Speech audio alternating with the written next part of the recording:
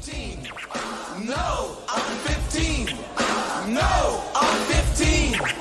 No, I'm 15.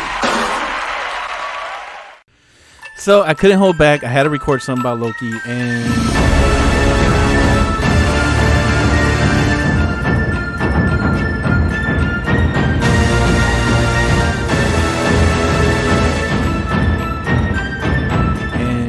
this is your boy 7C's on the 115 Allcast, of course. I'm doing a solo episode here real quick.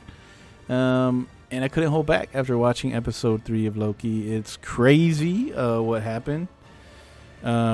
So at the end of episode 2, there was like a gigantic explosion reset that was set up by what appeared to be at the time female Loki, but who is actually, I think, someone else. They actually tell Loki that they don't use the name Loki and they go by the name Sylvie now. So if you know your comics, Sylvie is aka the Enchantress in the comic book world, which is kind of what me and Special K and Raul were talking about in the episode that we did where we reviewed episode 1 and 2 of the Loki show.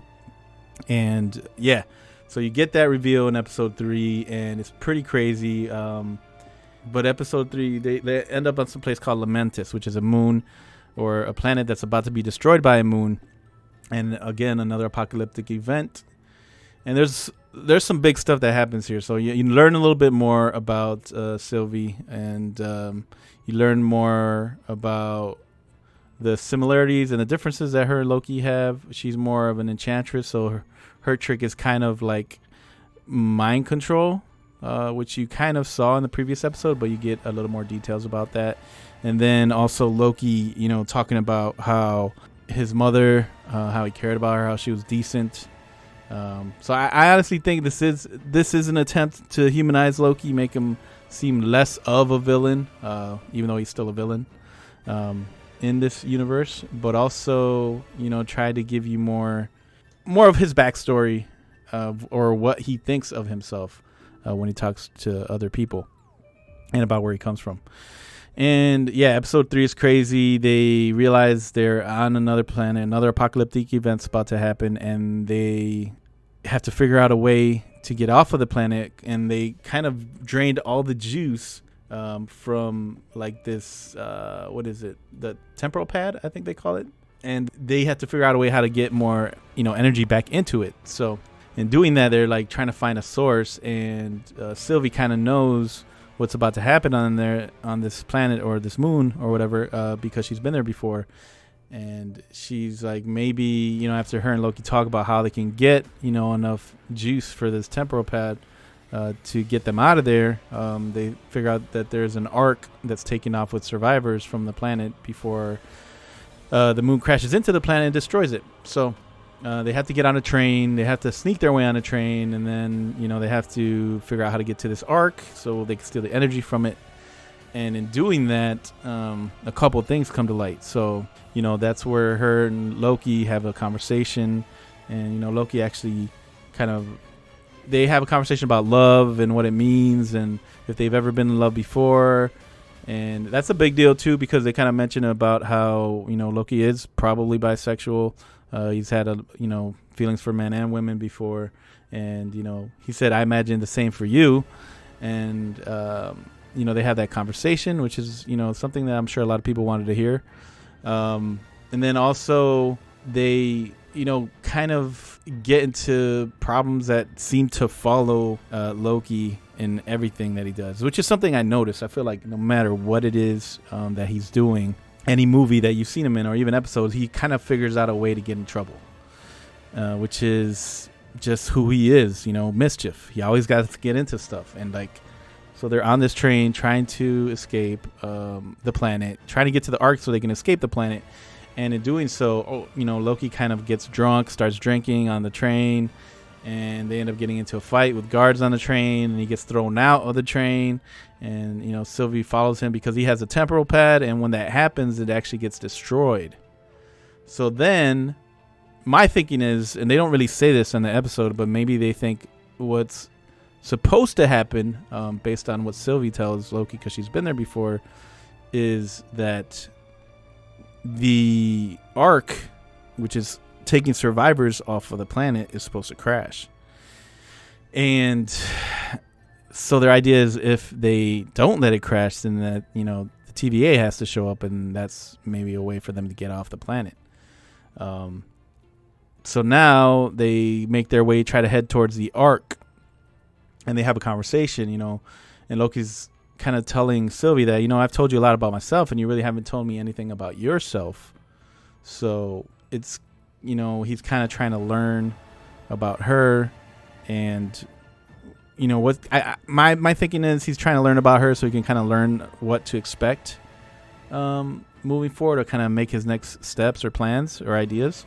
And she kind of tells him how her power works and how she uses it. And also, they kind of had this ongoing discussion throughout the episode about, you know, her plan, that she's been planning this for years and years and years. So Loki, you know, is like, well, looks like your plan didn't work out, you know, your grand plan, and got messed up so quickly. And she kind of, while describing like how she uses her powers on people, tells him how she used it on the girl, which was C20, I think, in the past episode, that got her mind messed up, that kept saying it's real, it's real, it's real. She says that her mind was messed up, and references that, you know, I had to go back hundreds and hundreds of years to when she was a normal person to, you know, get a good memory, which again opens a whole nother door of questions, because, you know, Loki's previously been told that, he's like, well, wait, you know, everyone at the TVA was created in the TVA and they've always been there. But Sylvie's like, no.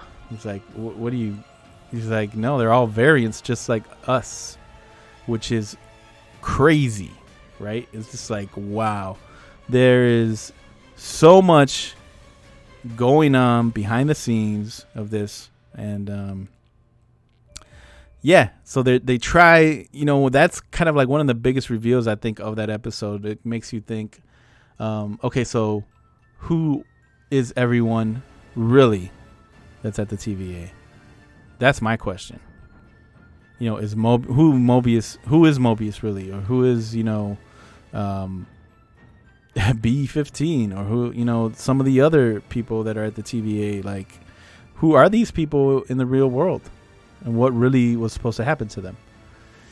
And it's just, oh man, it's like Pandora's box, man. Now I got tons and tons of questions just racking up in my head. Like, okay, if this is like the way again to introduce Kang the Conqueror into MCU, then there totally is like some way bigger, deeper thing happening. And then another thing, you know, to consider is like, yeah, they try to get to that arc and it ends up, you know, exploding before they can get to it. So that plan kind of is moot at this point, and that's kind of where the episode ends. It's kind of a cliffhanger. So you're like, they're stuck on this apocalyptic planet that's about to be destroyed with no way to get off of it. So I'm just curious and wondering what's going to happen next. And I wonder if in the next episode they're going to give us more info on the TVA. Maybe a look back on the beginning of the TVA. Try to explain it. But also, yeah, like I said, I have tons of questions now. Like, is this another thing that I was thinking about is Ant-Man, how in the second Ant-Man they talk about how the quantum realm and how, you know, time works different there. Is this also in the quantum realm? Is the TVA in the quantum realm? It could make a lot of sense if it was, because, you know, then you get just all these aspects of the past films in the MCU starting to all kind of come to a head, because at the end of Endgame, they did time travel through the quantum realm. And it's kind of like all coming together, man. It's crazy the way that they have written this. And yeah, I think that third episode was really good. Gave you some good backstory to Sylvie's character, a little more insight into Loki's thinking, and also a little more information of what the actual plot that is going on might be. What is Sylvie's end goal? Why did she really want to destroy the TVA, knowing that they're all variants? What would that do if that happens? All interesting questions. And also, it's just, I can't help but think that there's a lot more to this than what we're seeing. It's just it's crazy. That's all I can say. It's crazy. I can't think of what's going to happen next, because I feel like a whole can of worms was just opened up in the MCU with this last episode, especially since the beginning of this show. In reality, from the beginning so far, leading up to this episode, Loki talking about this is all a ruse. You guys actually believe all this that's happening here. And it's crazy because he's right. Everything is fake. Obviously, someone put all these people there to wash, to wash whatever bad stuff they did that might affect the sacred timeline. And I'm just wondering if, in fact, the sacred timeline is the real timeline now, because all the variants that work at the TVA obviously have to be from a timeline. I'm starting to think that the sacred timeline is actually the timeline for whoever is behind all of this that's happening. If it does in fact end up being Kang, then I cannot wait for that reveal and for what they're going to do and how they do it. If it ends up being something else, then I'm also, all for it too, because I'm just really excited now to see where they're going to go with it. And it's like every episode is just building and building and building. And that's something that the MCU does really well. And especially for, a new series like this based on a villain. They could have taken a different way to doing it, and the way they're doing it is perfect, I think, in my opinion.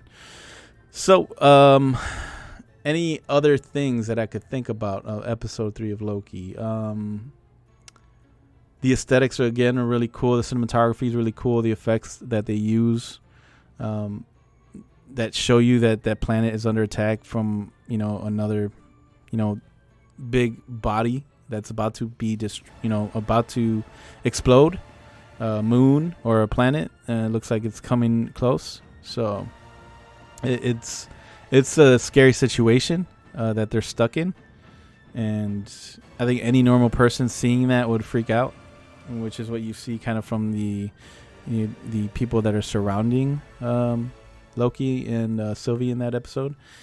And honestly, the coolest thing to me, one of the coolest things, not the coolest thing, but I need to stop saying that.